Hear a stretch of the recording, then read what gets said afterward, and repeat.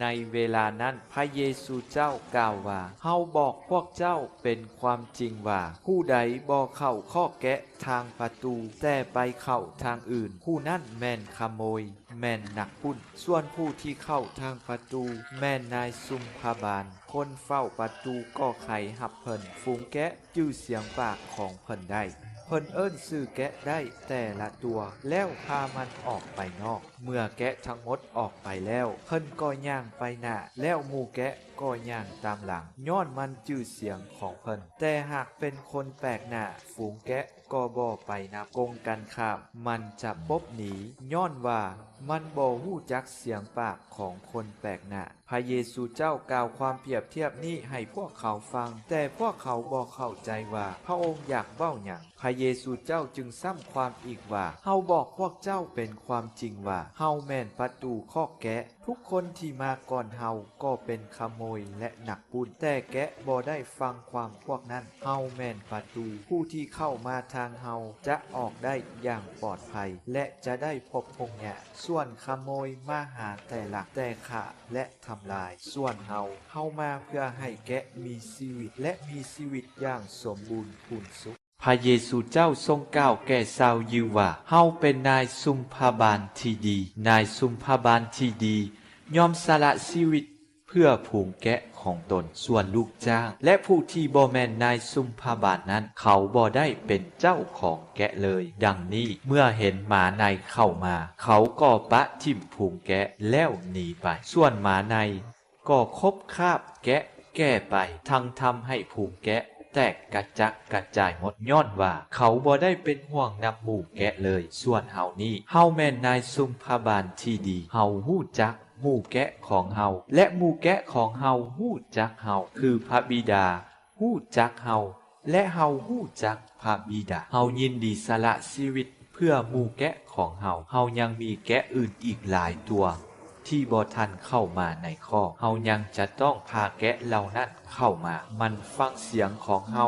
แล้วจะโฮมกันเป็นแกะผูกเดียวและมีนายซุมพาบาลแต่ผู้เดียวด้วยเหตุนี้พระบิดาจึงทรงฮักเฮาย้อนเฮายอมสละชีวิตของเฮาเพื่อจะเอาชีวิตนั้นคืนใหม่บ่มีไผสามารถสิ่งเอาชีวิตนั้นไปจากเฮาได้เฮาสละชีวิตนั้นด้วยความสมัครใจของเฮามีสิทธิ์สละและมีสิทธิ์เอาคืนได้นี่แล้วแม่นคำสั่งที่เฮาได้รับจากพระบิดาของเฮาเวลานั้นแม่นยามหนาวมีงานสมโภชพระวิหารอยู่นครเยรูซาเล็มพระเยซูเจ้าเดินไปมาอยู่ใต้กรมมาเรียนแห่งซาโลมอนพวกยิวพากันหุ้มอ้อมพระองค์และทูลว่าท่านจะปะให้พวกเฮาลังเลใจอยู่จนถึงยามใดถ้าท่านเป็นพระคริสโตก็จงบอกแจ้งเสียพระเยซูเจ้ากล่าวตอบว่าเฮาบอกพวกเจ้าแล้วแต่พวกเจ้าบ่เชื่อเวียกการที่เฮาทำในนามพระบิดาของเฮานั่นแหละเป็นหลักฐานยืนยันให้เฮาแต่พวกเจ้าก็บ่เชื่อย้อนพวกเจ้าบ่ได้เป็นฝูงแกะของเฮาฝูงแกะเฮาฟังเสียงของเฮาฮู้จักพวกมันและพวกมันก็ติดตามเฮามาเฮาประทานชีวิตนิรันดรให้พวกมันจะบ่ตายเลยและจะบ่มีไผมายาดเอาไปจากมือเฮาได้สิ่งที่พระบิดาได้ประทานให้เฮานั้นประเสริฐกว่าทุกอย่างและบ่มีไผญาติเอาสิ่งนั้นไปจากมือพระบิดาของเฮาได้พระบิดาของเฮาและเฮาเป็นหนึ่งเดียวกันในเวลานั้นพวกยิวจับเอาก้อนหินจักแกว่งใส่พระองค์อีก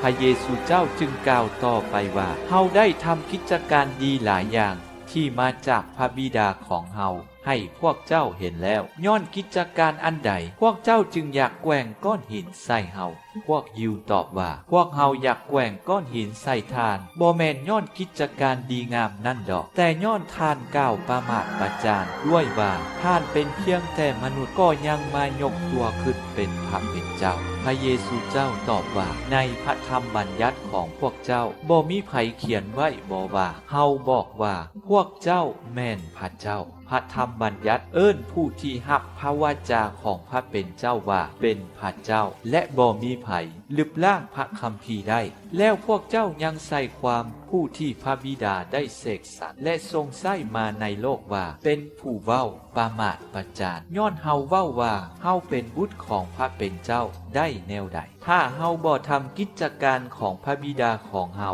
ก็อย่าเชื่อเฮาแต่ถ้าเฮากระทำกิจการของพระบิดาแล้วแม้นว่าพวกเจ้าบ่เชื่อเฮาก็ตามจงเชื่อในกิจการนั้นและให้พวกเจ้ารับรู้ว่าพระบิดา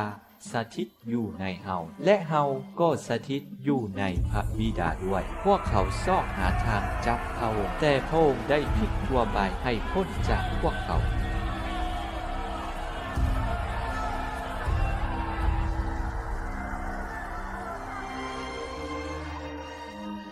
พระองค์เสด็จข้ามฟากแม่น้ำโจร์แดนเสียใหม่ไปบ่อนยวงเริ่มทำพิธีล้างและประทับอยู่ที่นั่นมีหลายคนมาหาพระองค์พวกเขาเว้ากันว่าท่านยวงบ่ได้ทำการอัศจรรย์อย่างแต่ทุกสิ่งที่ยวงกล่าวถึงบุรุษผู้นี้เป็นความจริงหมดและอยู่ที่นั่นมีหลายคนเชื่อถึงพระองค์